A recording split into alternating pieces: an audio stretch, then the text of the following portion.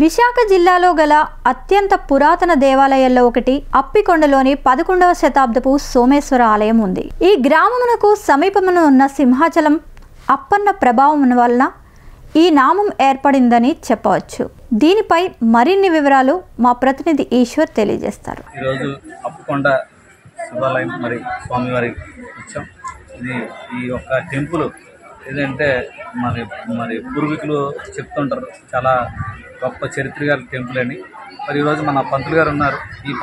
ఈ యొక్క దేవాలయం కోసం అసలు ఈ యొక్క టెంపుల్ ఏ విధంగా అభివృద్ధి అయింది, ఏ విధంగా దీనికి పూర్వీకులు చెప్పుకున్నారో మన పంతులు గారిని అడిగి తెలుసుకుంటాం. చెప్పండి. నమస్కారం అండి. నా పేరు చదువుల నాగరాజు. మన ఈ దేవస్థానం శ్రీ సోమేశ్వర స్వామి దేవస్థానం. దీన్ని అప్పికొండ శివాలయంగా కూడా ప్రజలందరూ కూడా నోటొట్టుగా పిలుచుకునేటువంటి పేరు అన్నమాట. అయితే ఈ క్షేత్రం చాలా విశిష్ట కలిగినటువంటి దేవాలయం. ఇది 1400 సంవత్సరాల క్రితం చరిత్ర కలిగిన ఆలయంగా ఇది ఈ యొక్క స్వామివారి ఏంటంటే చాలా పేరు ప్రఖ్యాతులు పొందినటువంటి స్వామివారిగా ఈ యొక్క ఆలయం ఉందన్నమాట. అయితే ఈ క్షేత్రం ఏంటంటే పంచలింగ క్షేత్రంగా పిలువబడుతుంటుంది. ఇక్కడ 5 లింగాలు ప్రత్యక్ష దర్శనం ఇస్తాయి. అలాగే 95 శివలింగాలు కాలగర్భంలో కలిసిపోయి ఉంటాయి.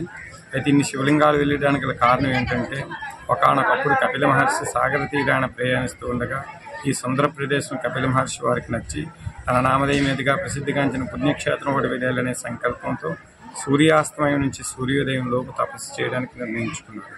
అయితే ఆ యొక్క ఒక రాత్రికి రాత్రి తను చేసే తపస్సులో 101 శివలింగాలు పుట్టాలని తపస్సు చేస్తే 100 మాత్రమే వెలిశాయి.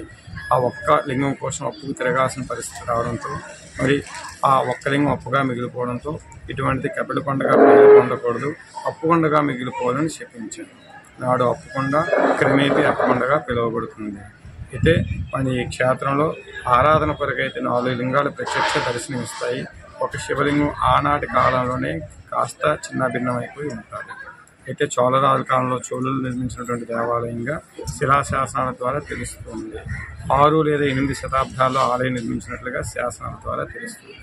మన స్వామివారి యొక్క ఈ విశేషమైనటువంటి రోజు ఏంటంటే మహాశివరాత్రి. ఈ యొక్క పండుగ అనేది అంగరంగ వైభవంగా స్వామివారి